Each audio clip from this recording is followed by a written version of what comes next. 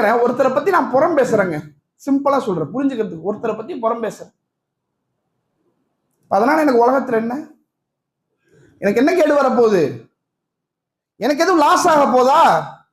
பாவம் தானே, புறம் பேசுறது பாவம் தானே. அந்த பாவத்தை செய்வதால் இந்த உலகத்தில் எனக்கு எதுவும் இழப்பு வர போகிறதா? அல்லாஹ்வுடைய தூதர் அவங்க சொல்றாங்க, நாளை மறுமையிலே புறம் பேசியவர்களுக்கு கிடைக்கக்கூடிய நிலம் என்ன தெரியுமா?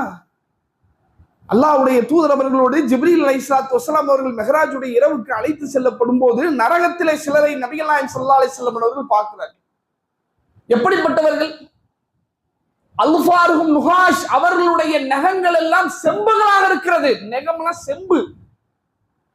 யஹ்மிஷூன உஜூஹஹும் வ சுதூரஹும், அந்த நகங்களை கொண்டு தங்களின் முகங்களையும் நெஞ்சு பகுதிகளையும் கீறி கிழித்துக் கொண்டிருக்கிறார்கள். அப்போது அல்லாஹ்வுடைய தூதர்கள் சொன்னார்கள், சுப்ஹானல்லாஹ் மன் ஹாவுலாய், இவர்கள் எல்லாம் யார்? ஏன் இப்படிப்பட்ட ஒரு கொடூரம்? என் கைகளை வைத்து என் கண் அப்படியே கீறி கிழிச்சு எடுக்கிறேங்க, நானு என் வாயை கிழிக்கிறேன், என் நெஞ்ச பிடிச்சு அப்படி இறுக்கி எடுக்கிறேன், இந்த மாதிரி ஒரு வேதனை கொடுக்கப்படுதே.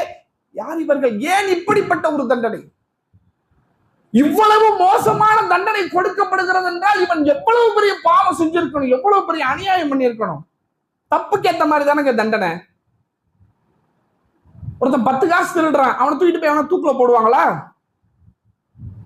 10 காசு தானையா, தப்புதான், தப்புங்கிறதுல மாற்று கருத்து இல்லை. ஆனா அதுக்கு கொடுக்கக்கூடிய தண்டனையினுடைய அளவுன்னு ஒண்ணு இருக்குல்ல, செய்யற தவறுக்கு ஏத்த மாதிரி தானே தண்டனை. இந்த தண்டனையை பார்த்து ரசூலுல்லாஹ் சொல்றாங்க, இவ்வளவு மோசமான தண்டனையா இருக்குது, இது யாருக்கு அப்படின்னு கேட்கிறாங்க, பதறாங்க ரசூலுல்லாஹ். யாருக்கு சொல்லப்படுகிறது? ஹாவுலாயி யாக்குலூனல் லுஹூமன் நாஸ், இவர்கள் யார் தெரியுமா?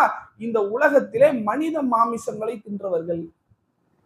மனித மாமிசமா அப்படின்னா இந்த அகோரிகளா, இந்த இறந்து போன பிணத்தை பூஜை பண்ணி அறுத்து திம்பாங்களே அவங்களா? அவர்கள் யார் இவர்கள்? இந்த உலகத்திலே பிறருடைய மானத்தில் விளையாண்டவர்கள், அடுத்தவனை பற்றி அவதூறு பேசி சிரித்தவர்கள், அவர்களுக்கு கொடுக்கப்படக்கூடிய தண்டனை இது. புறம் பேசுறானே, ஊர்வலா பேசுறானே, அடுத்தவனை பத்தி பேசி பேசி பேசி சிரிக்கிறதுல ரசிக்கிறதுல அந்த மாதிரி ஒரு ஆனந்தத்தை அடைஞ்சாலே அவனுக்கு கொடுக்கப்படக்கூடிய தண்டனை இது.